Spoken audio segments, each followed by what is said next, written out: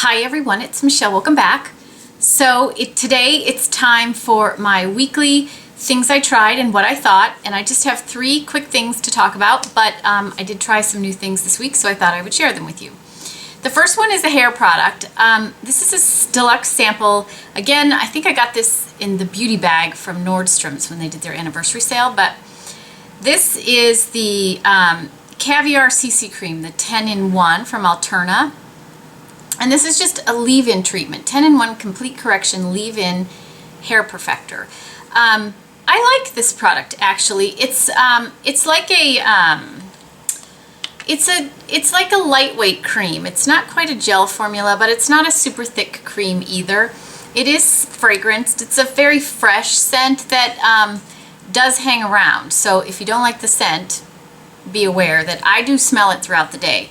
It says that it protects hair in 10 different ways for complete moisture, shine, smoothness, softness, UV protection, manageability, strength, anti-breakage, heat protection, and light hold. Apply evenly to clean towel dried hair and style as desired. Can be used as a finisher on dry hair for added perfection. Okay, so this really does, in my opinion, give me a little bit of hold. My hair was very shiny and soft when I used it. It didn't really weigh my hair down. I wouldn't say it gives a lot of volume to the hair, but the brush glided through the hair nicely when I used it and that kind of thing. I don't think that it's good for adding to dry hair, like it says, to smooth dry hair. It's a little heavy for that, in my opinion. Unless you have really, really coarse hair, I wouldn't use it on dry hair. But it's nice as a leave-in treatment. I don't know that I think it's vastly better than some of my favorites, so I probably wouldn't buy it because this is quite expensive. But it's nice, and I am going to save this for traveling because it's very, very usable. It's a great size. So if you're looking for a good leave-in, you might want to try this. If you like a leave-in that allows you to not have to use a bunch of other products, that's my thing. Like if I put a leave-in in my hair, I don't want to use a bunch of other things. I don't use a lot of products in my hair, so this did work for, you know, giving me a little bit of hold and shine and all that stuff. And it didn't weigh my hair down, so I thought this was a nice product. I'm not sure I'd buy it because it's pretty expensive, but glad to have tried that. The next thing I tried is a hydrating spray for the face. So I had to order another one of my vitamin C serums, and I went back to the Timeless Vitamin C Ferulic. And so when I was placing my order, I decided to try their hydrating spray with Matrixyl 3000 and cucumber extract. It's called the Timeless HA spray. So this is just a hydrating mist to spray on your face later in the day when you just want a little pick-me-up. It is not a makeup setting spray. I want to clarify that. So if you're looking just to hydrate the skin a little bit, you can use this before you put makeup on, before your primer, you know, before you put even your moisturizer on. This is really nice. It's also nice late in the day if your skin's feeling a little parched. My skin tends to be very dehydrated, so later in the day if I spray it over my makeup, it's a nice light mist. So it, here I'll spray it so you can kind of see. It's a nice light mist. And it does smell of cucumber, so it's very, very refreshing. It's alcohol free. Let's see what it says. Hydrating feeling because the moisturizer doesn't have to be heavy and greasy.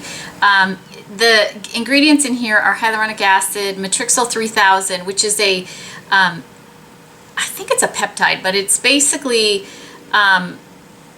it says major wrinkle fighting ingredient, increases collagen synthesis up to 350%. I like using a serum with Matrixyl 3000 in it, so when I saw that it was in here, I thought I would give it a try, and I really like it. Let's see what else is in here. Water, aloe, hyaluronic acid is the 3rd ingredient, glycerin for a little bit of hydration.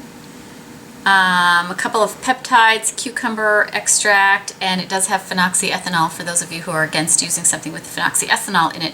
That would be the preservative that's in here. But I really like having this. It's a nice sort of spa smell, so if you just are looking for a little pick-me-up on your skin late in the day, it's really nice. And lastly, okay, I got samples of the new MAC Water Weight Foundation. So this is MAC's version. of the kind of foundation that is basically looks like water, comes with a little, you know, dropper, and it's very lightweight. And many companies have made them, and MAC has made one as well. So I got a couple samples in a couple different colors to try. The NW20 is a really good match for me. I will say in this line, the NWs are not as pink as they are in some lines. So this was a nice match for me. The NC20 was slightly too yellow.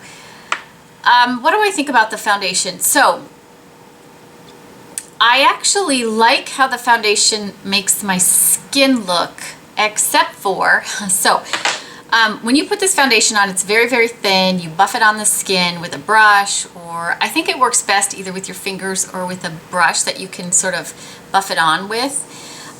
It looks like skin. It's a beautiful sort of semi-matte finish. It's very lightweight. It looks like skin, but it gives pretty good coverage. I wouldn't say full coverage, but it's a good medium coverage if you build it a little. My problem with it, and the reason I don't think I'll buy it, is that it really is challenging to use if you have large pores. So while my skin looked beautiful, my area around here with my pores did not. No matter what I did, no matter how much I buffed it in and that kind of thing, I tested it with many different primers, and I've had this same problem with all of the foundations that are sort of this super lightweight foundation. I think it just settles right into the pores and makes it virtually impossible to make that area of my skin anyway look nice. So while I want to love this because I love how the rest of my face looks, my pores look awful, which is unfortunate. But if you don't have that situation with large pores, you might want to get a sample of this and give it a try, because the finish is beautiful. It lays beautifully on the skin, and it didn't accentuate dry patches. It didn't accentuate any of my lines and that kind of thing. It did settle into my pores no matter what primer I used. I'm going to try a couple more primers, but I've tried it enough to know that it's going to be a challenge if you have large pores. Again, that's the new MAC Water Weight Foundation, which from what I understand is exactly like the Smashbox one. I think they're owned by the same company. I think Wayne Goss is the one who pointed that out. So if you tried the Smashbox and loved it, but you can't find a color match, MAC has so many colors in this foundation. That's the other great thing about MAC, is they have so many colors that you can almost always get a really great match. And this one was a really good match for me, but unfortunately, sinks in the pores. So those are the three things that new things that I tried this week, and I thought I would share them with you. Please share with us in the comments anything you tried this week and decided that you love or don't love.